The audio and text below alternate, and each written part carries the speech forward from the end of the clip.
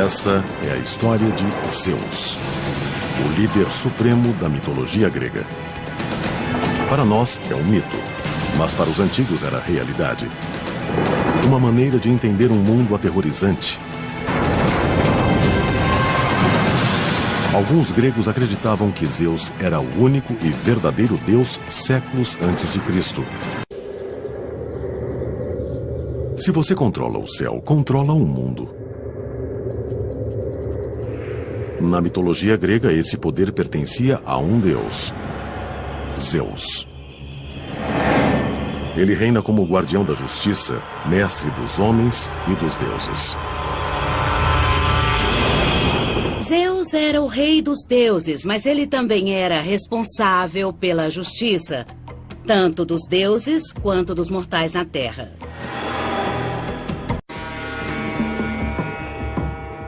O comando de Zeus sobre a natureza o tornou o deus mais temido da Grécia. Mas como ele chegou lá?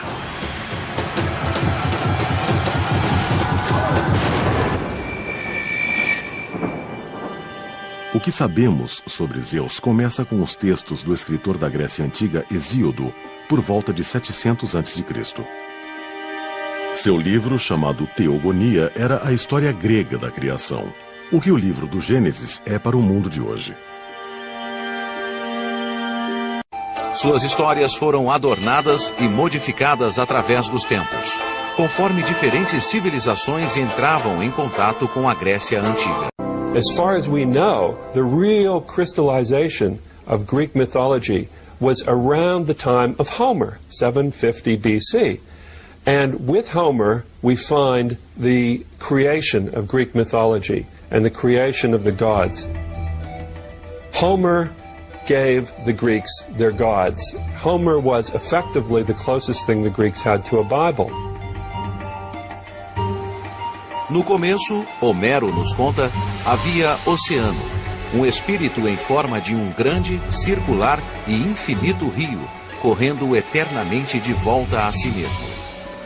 Havia também uma outra presença, Tétis, às vezes chamada de a primeira mãe. Quando finalmente se encontraram, deram início a uma linhagem de descendentes, que depois produziria os deuses e deusas dos gregos antigos. Cerca de 50 anos depois de Homero, o poeta Hesíodo compôs a Teogonia, na qual descreve também a criação dos deuses. Mas, segundo Hesíodo, o mundo começou diferente. Primeiro havia uma presença sobrenatural chamada Caos, nome que significava vazio e não desordem. Once upon a time, there was chaos. And after chaos, there was a goddess called Gaia, Earth. And Gaia slept with, married, mated Uranus, heavens. Num mundo difícil, as pessoas sempre buscam um herói. Alguém que traga libertação de uma vida aparentemente cheia de adversidades. Alguns acreditam que a criança nascida de um deus grego e uma mãe humana prognosticou o surgimento de Cristo. Alguns acreditam que a criança nascida de um deus grego e uma mãe humana prognosticou o surgimento de Cristo. Alguns acreditam que a criança nascida de um deus grego e uma mãe humana prognosticou o surgimento de Cristo. A grande estátua de Zeus tinha sido carregada, levada para Istambul, ou Constantinopla, como era chamada. No tempo dos primeiros imperadores católicos, a cidade do Golden Horn tinha uma das coleções de arte mais extraordinárias que o mundo já tinha visto.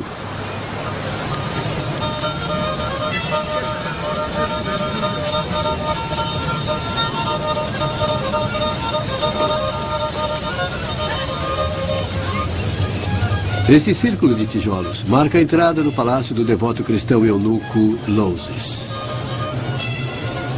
Ele comandou o fechamento dos templos. Ele colecionava esculturas pagãs e as expunha em seu palácio. O maior prêmio de todos ficava no final do corredor.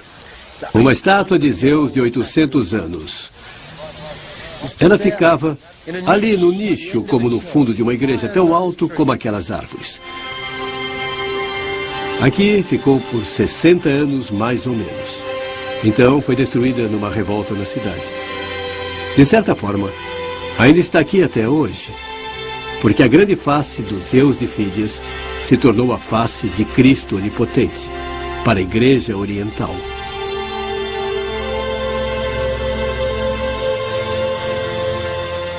Esta é a pequena igreja de São Xavier, em Kora, Istambul. Um dos mais belos monumentos bizantinos que sobreviveu. Uma caixa de joias teológica. E aqui está o grande Zeus em suas paredes. Zeus é Cristo, 1000 anos depois que o marfim original virou cinzas do palácio de Loses. Forma tradicional de retratá-los. Agora, olhem para cima. Sentado em seu trono, o Zeus olímpico, como Cristo.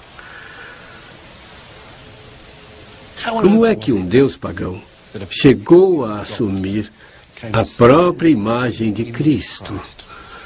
Bem, para começar, o Zeus olímpico do Palácio de Loses era uma coisa maravilhosa por si só. E por outro lado, a mesma estátua já tinha assumido a imagem de divindade suprema durante quase 1000 anos.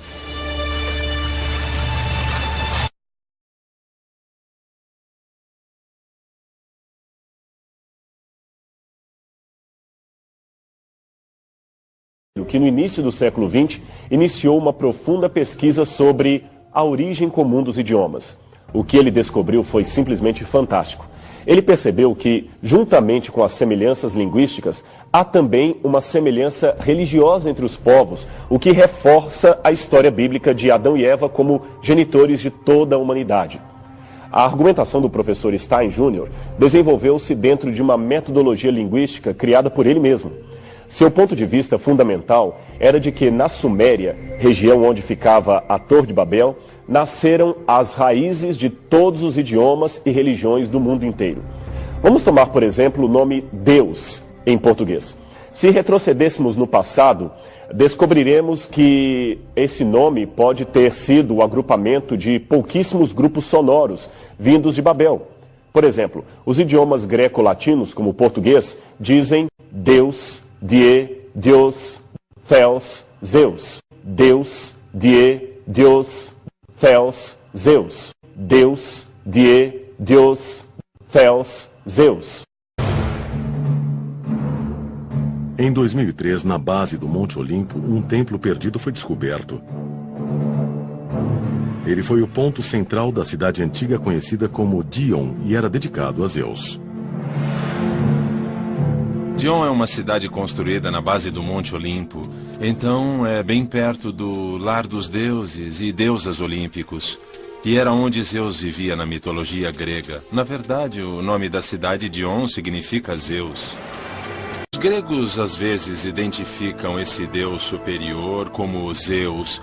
Afinal, a palavra Zeus, em sua forma nativa Theos, é que gera a palavra Deus. Afinal, a palavra Zeus, em sua forma nativa Theos, é que gera a palavra Deus. Afinal, a palavra Zeus, em sua forma nativa Theos, é que gera a palavra Deus.